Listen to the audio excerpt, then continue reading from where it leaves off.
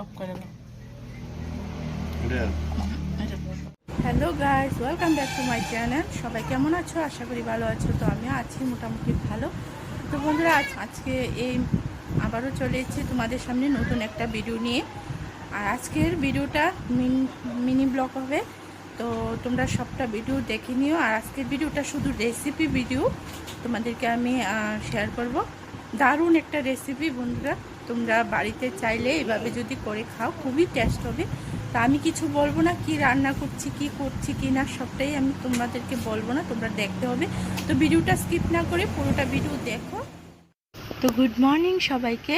তো দেখো বন্ধুরা, আমি সকাল সকাল রান্না করে চলে এসেছি। তো আজকে যেহেতু তোমাদেরকে একটা রেসিপি শেয়ার করব, সেটা হয়তো তোমরা কিছু কিছু বুঝতে পারছো ভিডিওটা দেখে। তো দেখো বন্ধুরা, আমার হাজব্যান্ড এই জালিটা এনেছিল, মানে এটা একটা চাল কুমড়ার জালি। তো বলছিল যে এটাকে একটু পুর করো। তো পুর তো বন্ধুরা অনেকেই খাও, কিন্তু আমি যেভাবে করেছি সেভাবে যদি খাও তোমাদের মানে খুবই ভালো লাগবে খেতে, আর টেস্ট হবে গরম ভাতের সঙ্গে, খুবই ভালো লাগবে।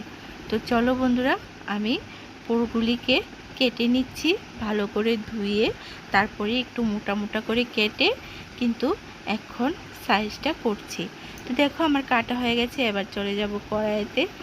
তো দেখো বন্ধুরা, কত সুন্দর করে কেটেছি আমি, একদম ছোট। তো এই দেখো কড়াইয়া বসিয়ে দিয়েছি চুলার মধ্যে। তো এখানে আমি 1 কাপের মতো, মানে বড় কাপ দিয়ে 1 কাপের মতো জল দিয়ে দিচ্ছি। পরিমাণ মতো জল দিয়ে দিচ্ছি, তোমরা চাইলে পরিমাণ মতো জল দিয়ে দিও। তারপরে দেখো চাল কুমড়োগুলি আমি এখানে দিয়ে দিচ্ছি। তো এটিকে একটু সিদ্ধ করে নেব। তো এগুলির জন্য এখানে সরষা নিয়েছি। তো এই সরষাগুলো একটু ভিজিয়ে রাখবো, কারণ যেহেতু সরষা তো আমার ঘরে অনেকই থাকে, অনেক সময় মানে সব সময়ই থাকে এগুলি। তো দেখো সরষাগুলো ভিজিয়ে রেখেছি। এটির মধ্যে দেব 3টা কোয়া রসুন, তারপরে দিচ্ছি কাঁচা লঙ্কা, তারপরে দেব শুকনো লঙ্কা, তারপরে দেব একটু পেঁয়াজ। তো বন্ধুরা, তোমরা চাইলে জালটা কিন্তু তোমাদের স্বাদ মতো করতে পারো। আমরা একটু জাল খাই বেশি, তাই একটু জালটা করেছি। তো দেখো এগুলি আমি বেটে নিয়েছি, আর আমার চাল কুমড়া কিন্তু সিদ্ধ হয়ে গেছে। সিদ্ধ করার পর তারপর এগুলি বেটে নেওয়ার পর একটু কড়াইতে আমি ভেজে নিয়েছি। ভেজে নিয়ে এগুলিতে এখন আমি হলুদ লবণ মাখিয়ে নেব। তো মাখানোর সময় আমি আমার হাজব্যান্ডকে বললাম যে একটু ভিডিওটা করো, আমি এগুলি মাখি। তো বললো যে ঠিক আছে দাও। তো দেখো বন্ধুরা, আমি এগুলি মাখা হয়ে গেলে কিন্তু এগুলির মধ্যে কিন্তু আমি পুরটা ঢুকিয়ে দেব।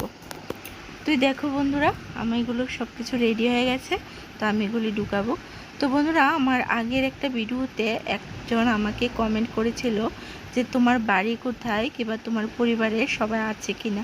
তো হ্যাঁ বন্ধুরা, তুমি যদি আমার এই ভিডিওটা দেখে থাকো তাহলে তোমাকে আমি বলছি যে আমার পরিবারের সবাই আছে, কিন্তু সবাই আলাদা আলাদা।